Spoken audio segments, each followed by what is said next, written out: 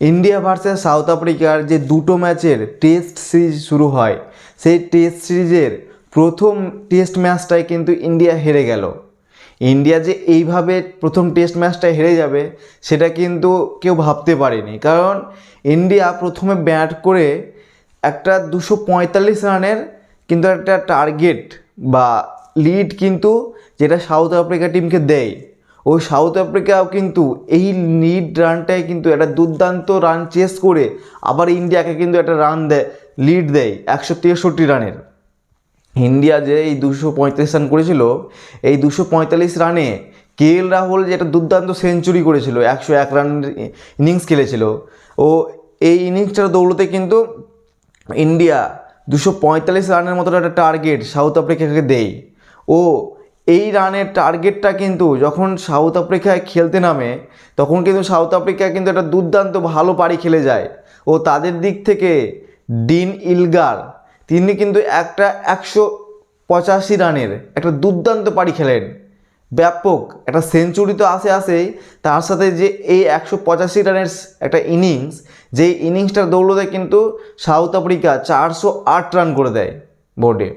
ও তাদের দিক থেকে যে তাদের অলরাউন্ডার মার্কো জেনসেন তিনিও কিন্তু একটা দুর্দান্ত খেলেন, তিনিও যে 84 রানের একটা দুর্দান্ত পারি খেলেন। আর বাদবাকি তো প্লেয়ারগুলো কিছুটা রান কিন্তু করেন, 10, 20, 12 করে এইভাবে কিন্তু রান করেন, কিন্তু এই যে এই দুইজনের পারি, একজনের 185 রানের আর একজনের 84 রানের, আর একজন 56 রান করেন। এই যে এই রানগুলি মানে এমনভাবে সাউথ আফ্রিকাকে হেল্প করে স্কোরবোর্ড বড় করাতে কি তারা 408 রান করে দেয়। ও তারা যেই ইন্ডিয়া যে লিড রানটা দিয়েছিল সেইটাকে সোচ করে তারা কিন্তু আবার ইন্ডিয়ার উপরে লিড দিয়ে দেয় 163 রানের। মানে সাউথ আফ্রিকা 108 ওভার খেলে, এরপরে যে এই যে 163 রানের লিড একটা ইন্ডিয়াকে যে সাউথ আফ্রিকা দিয়ে দেয়, এই লিড রানটা কিন্তু ইন্ডিয়া আর শোধ করতে পারেনি। তো ইন্ডিয়া এই রানটা শোধ করতে না পেরে ইন্ডিয়া কিন্তু এই টেস্ট ম্যাচটা হেরে যায়।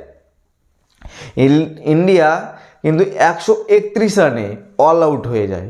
মানে কি একটা খেলা খেললো, কি 131 রানে কিন্তু অল আউট হয়ে গেল। মোট 32 ওভার খেলেছে, 32টা ওভার মোট ইন্ডিয়া খেলতে পেরেছে। মানে এত খারাপ খেলেছে কি 32 রানে মানে সাউথ আফ্রিকা এই ম্যাচটা জিতে গেল। আর 34 ওভার খেলেছে, তাহলে কতটা খারাপ খেলেছে ইন্ডিয়া।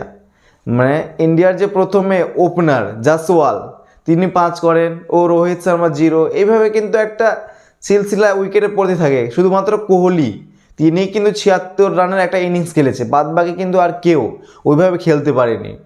মানে শুধু উইকেট দিয়ে গেছেন 0, 1, 5 এইরকম একটা রান। আর এর জন্য কিন্তু আবার সাউথ আফ্রিকা এই ম্যাচটা জিতে নিল। সাউথ আফ্রিকার মানে যে প্রথমে আজকেও কিন্তু সাউথ আফ্রিকার দিক থেকে সাউথ আফ্রিকার যে রাবাডা তিনি আবার 2টো উইকেট নিয়েছেন, ও বার্গার তিনি 4টা উইকেট, ও মার্কো জেনসেন যিনি ব্যাটেও একটা দুর্দান্ত ইনিংস খেলেছেন 84 রানের, ও বলে তিনি কিন্তু 3টা উইকেট নিয়েছেন, কুশল উইকেট। এই জন্য কিন্তু সাউথ আফ্রিকা এই ম্যাচটা জিতে গেল, কারণ রাবাডা যে প্রথম ইনিংসটাতেও 5টা উইকেট নিয়েছিল, আর এইটাতেও মানে একটা দুর্দান্ত বল করলেন, 2টা উইকেট নিলেন।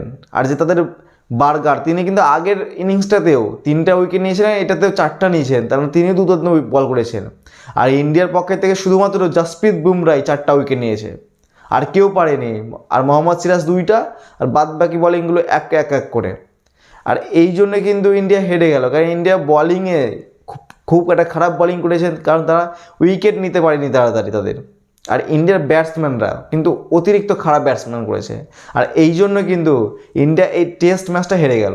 আর যেহেতু এটা 2টা ম্যাচের টেস্ট সিরিজ, তাহলে কিন্তু একটা ম্যাচ হেরে যাওয়ায় আর একটা ম্যাচ আছে, আর ওই ম্যাচটাও কিন্তু হেরে গেলে কিন্তু সাউথ আফ্রিকা জিতে নেবে। আর যদি ওই ম্যাচটা কিন্তু ইন্ডিয়া যদি জিতে নেয়, তাহলে এই সিরিজটা কিন্তু ড্র হয়ে যাবে, যেহেতু 2 ম্যাচের টেস্ট সিরিজ এটা। তাহলে দেখাই যাক ড্র হয় না সাউথ আফ্রিকা জিতে।